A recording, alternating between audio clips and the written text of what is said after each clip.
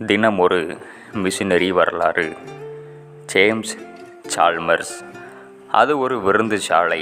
முக்கியமான கூட்டம் ஒன்று ஒழுங்கு செய்யப்பட்டிருந்தது. ஜேம்ஸ் சால்மரும் அவரது மனைவியும் சிறப்பு விருந்தினர்களாக அழைக்கப்பட்டிருந்தனர். கூட்டம் முடிந்ததும் விருந்து பரிமாறப்பட்டது. பெரிய தட்டு ஒன்றில் எண்ணெயில் பொரித்து எடுக்கப்பட்ட பெரிய இறைச்சி துண்டு.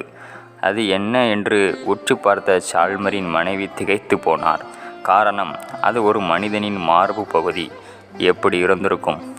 நியூகினியா என்ற தீவு நாகரிகமற்ற, பாவம் நிறைந்த, மூடத்தனமிக்க கொடூர பழங்குடியினர் வாழும் இடம் அது. 1877 சால்மரும் அவரது மனைவியும் அப்பகுதிக்கு மிஷினரியாக தங்களை ஒப்புக்கொடுத்து சென்றார்கள். ஜேம்ஸ் சால்மர்ஸ் ஸ்காட்லாந்தில் கிறிஸ்தவ பெற்றோருக்கு பிறந்தவர். அவர் சிறு பையனாய் இருந்தபோது ஒரு நாள் சண்டே ஸ்கூலில் அவரது போதகர் பிஜி தீவுகளில் நரமாம்சிகள் மத்தியில் ஊழியம் செய்து வந்த மிஷினரி ஒருவரின் கடிதம் ஒன்றை படித்து காட்டிவிட்டு கேட்டார், இன்று உங்களில் இப்படிப்பட்ட மனித மாம்சம் தின்னும் காட்டுவாசிகள் மத்தியில் ஊழியம் செய்ய அர்ப்பணிப்போர் உண்டா? தேவன் உதவி செய்வாரானால் நான் என்னை அர்ப்பணிக்கிறேன் என்ற சால்மர்ஸ் சிறிது நாட்களிலேயே அதை மறந்தும் போனார். வாலிப நாட்களில் வழி விலகிய சால்மர்ஸ் தன் நண்பர்களோடு ஒரு எழுப்புதல் கூட்டத்துக்கு சென்றார்.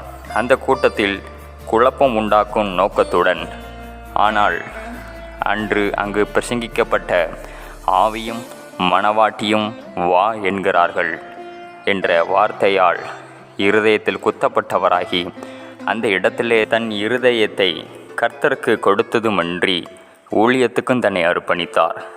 திருமணம் செய்து கொண்ட சால்மர்ஸ் மனைவியுடன் மனிதர்களையே சாப்பிடும் கொடூர மக்களுக்கு கிறிஸ்துவின் நற்செய்தியை எடுத்து சொல்ல நியூகினியா என்ற தீவுக்கு சென்றார்கள். எதிர்பாராத விதமாக சால்மரின் மனைவி கொஞ்ச காலத்துக்குள்ளே மரித்து போனார்கள். ஆனாலும் கிறிஸ்துவின் பணியில் ஈடுபடுவதன் மூலம் என் துக்கத்தை மறப்பேன் என கூறி இன்னும் தீவிர பணியில் ஈடுபட்டார் சால்மர்ஸ்.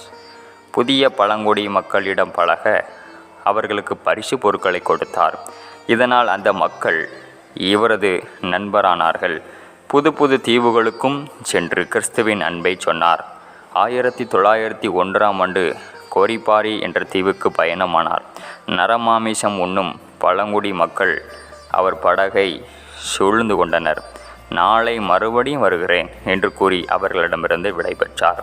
மறுநாள் சால்மர்ஸ் தன் உடன் ஊழியர் டாம்கின்ஸ் உடன் அங்கு சென்றார். சிறப்பான வரவேற்புடன் அப்பழங்குடிகள் அவர்களை விருந்து சாலைக்கு அழைத்து சென்றனர். நிராயுதபாணியாய் அவர்களை நம்பி சென்ற அவர்கள் இருவரையும் திடீரென பின்புறத்திலிருந்து உருட்டுக்கட்டைகளால் தாக்கினர் அந்த காட்டுவாசிகள். அவர்களின் தலைகள் துண்டிக்கப்பட்டன. அன்று இரவே அந்த பழங்குடியினருக்கு விருந்தாயினர் சால்மரும் அவரது உடன் மிஷினரியும்.